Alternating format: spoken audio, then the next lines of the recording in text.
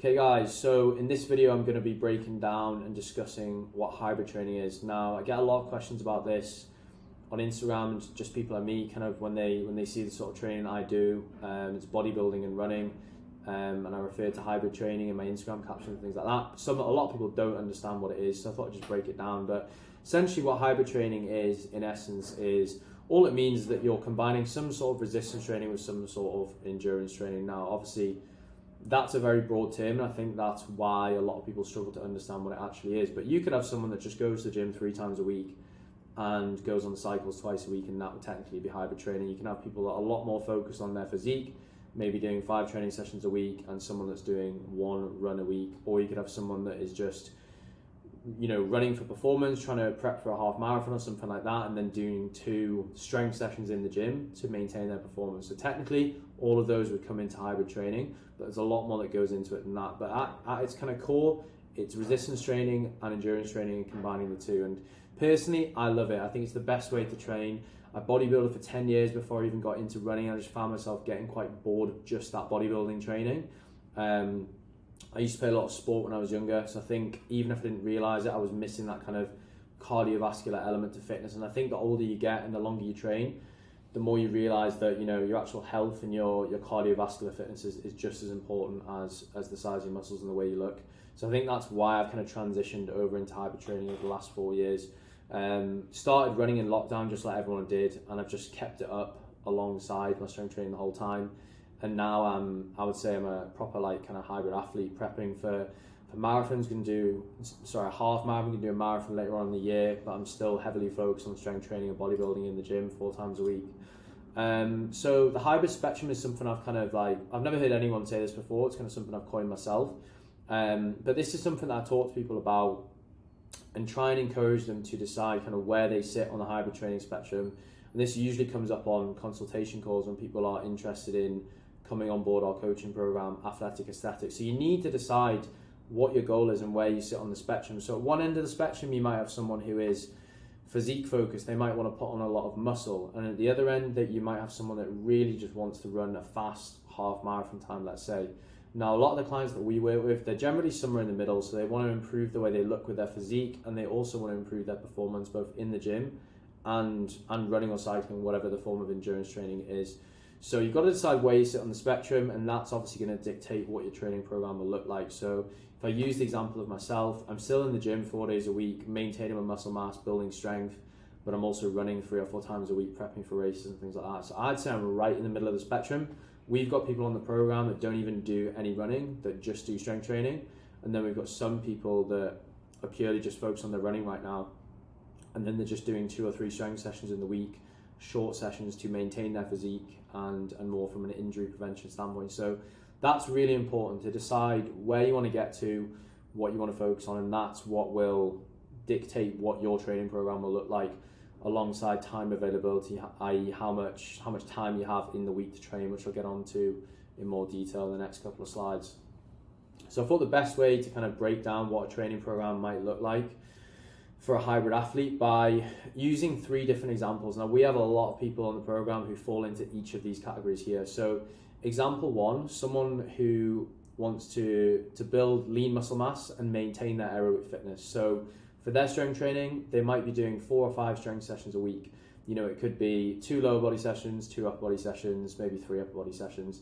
Again, depending on how much time they have. So the main focus of their training program is going to be strength progression and progressive overload. There's going to be a lot of volume, a lot of isolation work, and they're going to be training close to failure, just because they've probably got the fitness levels to do that. They've got the time and the energy that they can allocate to that, because they're not doing any, or they're doing very little endurance work. They might just be doing 1 or 2 low intensity cardio sessions a week. It could be a zone 2 bike, it could be an easy run, whatever it is. Again, the amount of training that they do is going to be schedule dependent. So for example, we were working with someone who was doing a fat loss phase over summer. He was doing 5 strength sessions a week. He was doing 3 cardio sessions. He had a lot of time. Whereas someone who's more kind of time deprived and they just want to build muscle, they might just do 4 strength sessions a week. So that's example 1. Example 2, if we go back to the spectrum, more in the middle. So someone who wants to gain muscle or maintain their muscle and improve their performance. So this is where I sit on the spectrum. So 3 to 5 strength sessions a week. They're still focused on progressively overloading, and there's still going to be a decent amount of volume in their program because they probably got the fitness levels and the amount of energy available through their nutrition to do this and to recover from that. And alongside that, they're probably going to be doing 3 or 4 runs a week. If they were prepping for a race, like I mentioned below, the amount of training that they're doing in terms of running endurance might be slightly higher. And if they were on a race prep, they'd be doing more speed work, but that's kind of getting into the nitty gritty of the endurance stuff. So their training program is going to be pretty evenly split between strength training and endurance training. Again, schedule dependent. It might just be 3 strength sessions and 2 runs, whatever it is. Example 3, more towards the performance end of the spectrum for maybe someone who's actually prepping for a race, a half marathon, a marathon. So they're probably just going to be doing 2 to 4, probably 3 strength sessions a week. They're going to be less focused on progressing in the gym and more just maintaining their strength from an injury prevention standpoint. Now, obviously, there's massive carryover from strength training in the gym into your endurance. So, for example, maintaining lower body strength is going to help you perform well when you're prepping for a race. So that might be why someone's doing the strength training 2 or 3 times a week, less volume, less isolation work, because they want to be saving their energy and their performance for the race prep. So they're probably going to be doing 3 to 4 runs or endurance sessions a week, whatever they're training for, whatever the discipline is. And if we use the example of a half marathon, if they were doing 3 runs a week, they're probably going to be doing a low intensity, easy zone 2 aerobic run at the start of the week. They're probably going to be doing a tempo run or some speed work midweek, and then building up a long run on the weekend. So they're putting a lot of time into their endurance, which is why the amount of strength training they're doing will be less. But yeah, and then again, heavily schedule dependent, and this wouldn't be year round. It's not optimal to be in a race prep year round. So once you complete, if it's a half marathon, maybe a 12-week race prep there, back into a block of zone 2, and then maybe you enter another race. So those are 3 different examples, and we've got examples of clients in all those different phases at the moment. Considerations with hybrid training are really important. Like, it's not just something that you can kind of jump into. It's not just like going to the gym 3 times a week. You need a decent amount of time available to do this. You could just be doing 2 gym sessions and 2 runs 4 times a week, the same as someone who's just looking to build muscle. Maybe they were doing 4 strength sessions in the gym.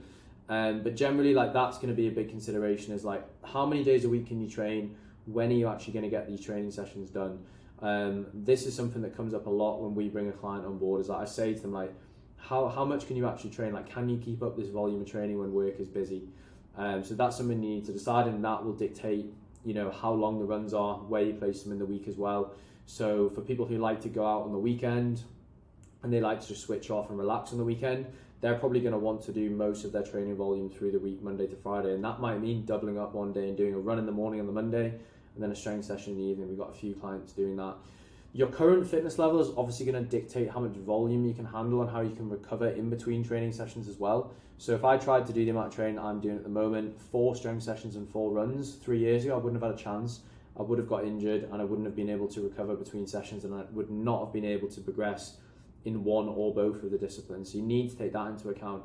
For someone who's less fit, you're probably better off starting with slightly more strength work and then just some low intensity cardio, and then as you get fitter, you can start to ramp up the intensity of the cardio.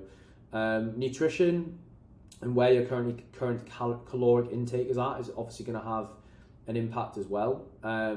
If you're prepping for a race, I would never recommend really putting anyone in, or putting yourself in, a calorie deficit. You're going to need to be at maintenance or even in a surplus to give yourself, 1, chance to actually perform well in those training sessions, and 2, give yourself a good chance to recover between the training sessions too. Some techniques that we do with our clients is, like, if they are doing a double training day, they're obviously going to need to eat more calories on that day, and then if they've got a rest day, they might eat lower calories that day. And what we'll usually do is we'll do carbohydrate fluctuations. So on the higher training days, I'll have more carbs, pull the carbs down the rest days, but that really depends what the client's physique goal is as well. So for example, with me, I did do the most of my half marathon prep in a deficit, which I probably wouldn't recommend.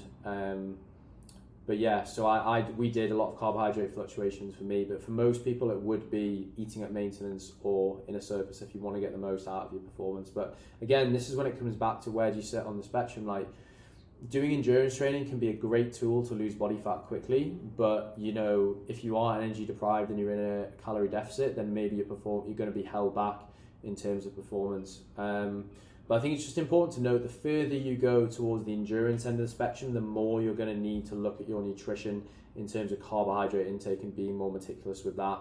And the higher you want your carbs to be relative to fat intake.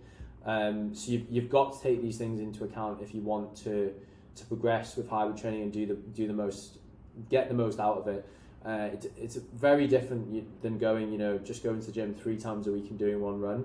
It is hybrid training, but if you really want to perform well and get the most out of it and maintain your physique, then you need to be considering these things. See, a lot of people go wrong with hybrid training where they might have built a really good physique, trained 4 to 5 times a week in the gym, built a lot of muscle, and then they pick up endurance work, and then their volume and intensity of the weight training just drops maybe 2 times a week, and they wonder why their physique doesn't look as good, why they're looking flat, maybe why they've lost muscle mass. If you're still heavily physique focused, you need to keep up the volume and most of the intensity of the weight training, otherwise your physique will change. So essentially, there's no one size fits all. You've got to decide what's important to you, and that's going to dictate how you build your program. But yeah, this is what we do with all our clients. If you've got any questions at all in terms of how to put a training program together, feel free to drop me a message on Instagram, joe_is_fit. You can also look at our client transformations on Athletic Aesthetic Coaching on Instagram. And if you are heavily interested in considering applying for coaching, then just follow the link in my bio in YouTube and on Instagram as well. And I'd be happy to set up a consultation call. So yeah, I hope that was helpful.